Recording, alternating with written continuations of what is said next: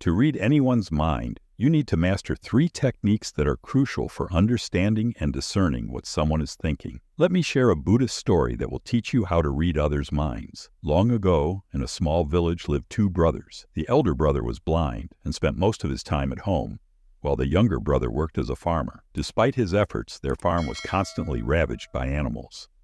The younger brother was troubled by this problem until he found a solution. He thought, why not ask my blind brother to help scare away the animals from the fields? He can sit in the field and shout if he hears any animal sounds, and this will save our crops. After considering this, the younger brother built a small hut in the field and placed the elder brother inside. He explained, "Brother, if you hear any animal sounds, just shout, and the animals will flee. This will save our crops." The elder brother agreed with the younger one's idea and began sitting in the field. Whenever he heard animal sounds, he shouted and frightened them away. They continued this practice for many days. One day, a servant ran through the field and broke the fence before fleeing. Soon after, a king who was chasing a deer also arrived in the field. The king noticed the blind brother and asked, "Have you seen a deer around here?" The blind brother replied, "Your Majesty, I am blind. How can I see a deer? However, I can tell you that the animal that left my field is not worth pursuing. You are wasting your time." The king was surprised by the blind brother's words and questioned how he knew this. The king asked if he was lying, since he claimed to be blind but spoke about the value of the deer. In response, the blind brother stated, "Your Majesty, the animal you believe to be a deer is actually a pregnant female. I have never heard of a king hunting a pregnant female. So I am telling you that she is not worth your pursuit. You should not waste your time chasing after her." The king was amazed to hear this. He couldn't understand how a blind person could identify the pregnancy of a deer. He pondered, how can a blind man know this? How can he be sure whether the deer I am chasing is pregnant or not? How can he confidently inform me of this despite being blind? Feeling the need to verify, the king instructed his commander, "Commander, I want that animal alive. I need to confirm if it is indeed a pregnant female. The blind man seems very certain about this, and I need to investigate. Please, go and find out if she is pregnant." The king's orders were followed by the commander, who went and returned to inform the king that the blind brother was correct. The deer was indeed pregnant. The king was filled with admiration and couldn't figure out how the blind person knew about the deer's pregnancy. The king had many questions in mind and decided to ask the blind man, "Perhaps I don't know if you're really blind or not, but I have come to ask you one thing. Will you give me the correct answer to my question?" In response, the blind brother said, "Your Majesty, you can ask me anything, and I will answer you." The king then said, "You are wise and seem to have a deep understanding of many things. Today, I ask you, is my wife faithful to me or not?" The blind brother replied, "Your Majesty, what kind of question is this? Your marriage has lasted many years, and now you want to know such things. Why do these questions arise in your mind?" However, the king insisted, saying, "You must answer this question.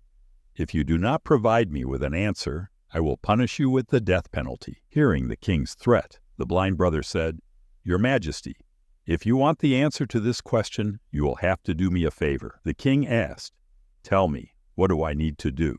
The blind brother replied, "For this you will have to leave your wife alone with me in a room." The king was initially angered to hear this, but finally agreed to the request and ordered his commander to leave the blind man and the queen alone in a room.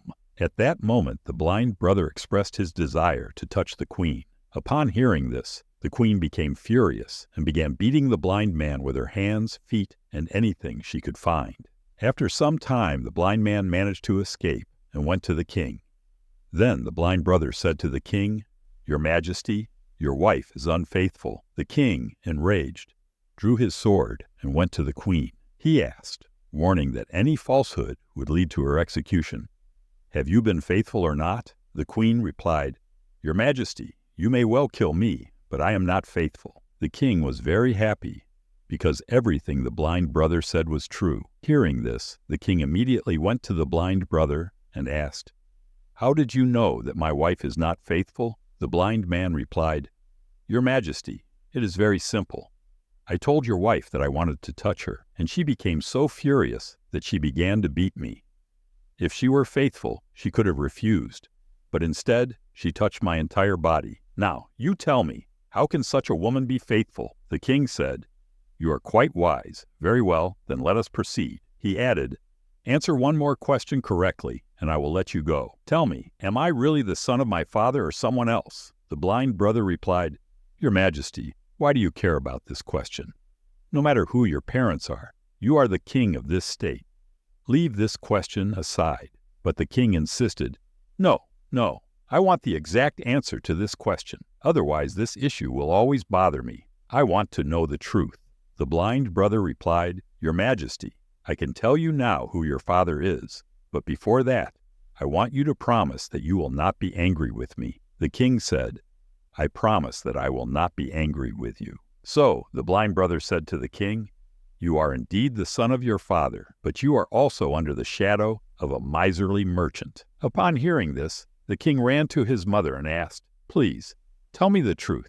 Am I really the son of my father or someone else? If you don't tell me the truth, I will give up my life right here. The king's mother said, Son, you are indeed the son of your father, but you are also under the shadow of a miserly merchant. The king was delighted and immediately returned to the blind brother. He asked, How did you know that the shadow of a miserly merchant was with me? The blind brother replied, Your Majesty, you asked me many questions, and I gave you correct answers to all of them. If you were any other king, I would have received many rewards by now, but you haven't given me a single penny. From this, I deduced that you are very miserly. The king burst into laughter and said, Whatever you ask for, I will give it to you. But tell me, how do you know what is right and what is wrong? How can you provide such precise and accurate answers? To this, the blind brother said, Your Majesty, I am blind by nature. If I had sight, I could easily understand anyone's thoughts. The mind has its language, and that language can be seen in a person's body actions. By observing the eyes, lips, and activities of someone, we can understand what is going on in their mind. But being blind, I perceive through actions. If I want to know something, I assign a task to the next person and see how they perform it. Based on that, I can understand what is going on in their mind. The king asked, Does that mean I can also know someone's opinion? The blind brother said, Certainly, you too can understand anyone's thoughts. But before that, you need to work on yourself. This work is about calming your mind and bringing it to the present. Today, I will tell you 3 simple and easy ways to do that. The blind brother continued, But Your Majesty, before that, you have to do one thing. Focus your mind. When we focus our minds and bring them to the present, we can understand others' thoughts because they are thinking in the present too. We also need to bring our minds to the present. If we are thinking about past events, how will we know what the other person is thinking in the present? Because we are immersed in past events, to know someone's thoughts, we need to first focus our minds and bring them to the present. After that, the blind brother told the king, Your Majesty, I will tell you the 3 ways by which you can easily understand anyone's thoughts. The first technique is to observe the eyes. The most important thing when talking to someone is to look into their eyes. Eyes don't speak, but they say a lot. If we learn to understand the signals from a person's eyes, we can know what is going on in their mind, what they are thinking, and what they are about to do. I myself don't have eyes, but I learned this skill from the revered Gautama Buddha many years ago. He was my teacher and guide. At that time, I could only understand people's thoughts through their eyes. So if you also want to know others' thoughts, you must focus on their eyes. Notice where they are looking and in what direction. If their eyes wander here and there while you talk, it means that they are looking for a way to escape the conversation and maybe lying. If the person avoids direct eye contact, it means they are afraid their lie will be exposed and people will find out the truth. But if their eyes look directly at you without wavering, they are likely honest and interested, wanting to speak and share their thoughts. Also, watch how the eyebrows move. If the eyebrows furrow while they look away, they may be thinking hard or worried about something. Otherwise, if the eyebrows rise and the eyes widen, they may be surprised or curious about what you are saying. Also, observe the size of the pupils. Pupils are the black part of the eye. If the pupils dilate, it means they like you or what you are saying. They are excited or happy. If the pupils constrict, it means they don't like you or what you are saying. they are uncomfortable or angry. Also, notice how red or white the eyes are. The white part of the eye is called the sclera. If the sclera is red, it means they are tired, stressed, or sick, and they may not want to talk to you. I remember once we met a tired person who was traveling. When we talked, his eyes looked around a lot, never directly at me. This showed he was worried and wanted to leave quickly. I thought he might be hiding something and didn't want to talk to me, so I asked more questions and found out he had a secret plan. Similarly, other facial expressions can help us easily understand someone's thoughts. The second technique is to understand facial expressions. Sometimes, a person exhibits different behaviors through their face. If you pay attention to facial expressions, you can easily understand if the person is disappointed, very sad, or extremely happy. You can also find out what they are feeling inside, and all these things can be determined through facial expressions. Your Majesty, the face is like a picture that shows what people are feeling inside, even if they say nothing. If you want to better understand people, you have to pay attention to these silent signs. When you see someone whose mouth turns downward at the sides, making a sad face, it usually means they are unhappy, dissatisfied, or have lost something. You can also tell from their eyes and body if they are feeling depressed. On the other hand, a big genuine smile, one that makes the eyes and cheeks lift, signals happiness, warmth, and kindness. Eyes play a crucial role in this. When they become small and bright, you can be sure the smile is genuine. Look at the space between a person's eyebrows, where the skin wrinkles. When it becomes deeper and tighter, it often means they are confused, thinking hard, or trying to understand something difficult or new. The way the mouth is positioned can tell you a lot. A closed and tight mouth can mean they disagree, dislike something, or don't want to speak. But an open and relaxed mouth indicates they are open, comfortable, and ready to converse. As you get better at seeing and understanding these signals on the face, you can know what people are thinking and feeling inside, whether they express their feelings aloud or silently. Their faces show what is in their hearts, whether they speak with words or not. You can understand everything through their face. Your Majesty, let me tell you a story. Once I met a sad person who came to me seeking help, but acted as if they didn't care. However, I noticed a small line on their forehead that showed that they had a problem. I asked them to tell me about it, and afterward, they felt better, and I helped them greatly. Smiles also make eyes happy, which means they are happy and kind. A frown makes eyebrows fall, which means they are worried or confused. Eyebrows rise when they are surprised or curious. You can tell how they feel by looking at their face. Continuing, the blind brother told the king about the third method. Your Majesty, there is a third method, the third technique.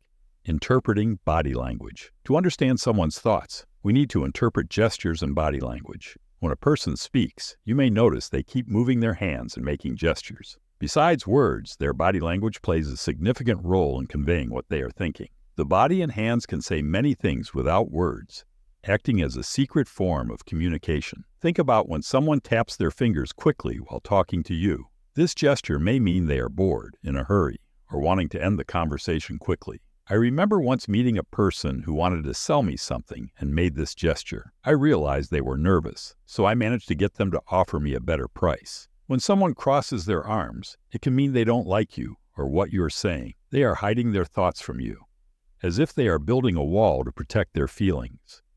When you see this sign, you can be gentle and careful when speaking, making them feel more comfortable and open. When someone leans forward, they may be interested in you or what you are saying. They are listening attentively, interested in knowing more. This posture shows they want to hear, learn, and understand. Once I met an intelligent teacher who did this. He was very calm but leaned forward with interest, showing he wanted to learn more about the subject. Sometimes people touch their faces a lot while speaking. This can indicate they are worried, thinking hard, or having a great idea. These small gestures show what is going on in their mind and heart. To be good at understanding others through their bodies and hands, you need to be patient, observe carefully, and appreciate the things they don't say. These small but important signs are like a silent book that reveals hidden feelings and thoughts, allowing you to connect better with people. If we pay attention to these three methods and understand them correctly, we can quickly know what is going on in a person's mind, how much attention they are giving to our words, and what is happening in their minds. However, first and foremost, You need to focus your mind and bring it to the present. Only then can you pay attention to all these actions, understand them, and perceive what is happening in the person. Otherwise, if you are worried about past events or future plans, you will never pay attention to the person's body language and will never understand what they are thinking. You may have seen many great saints and enlightened beings who look at you calmly and can perceive what is happening in your mind. The main reason for this is that they can read and understand you, because their minds are focused and at peace, so they can easily understand your thoughts.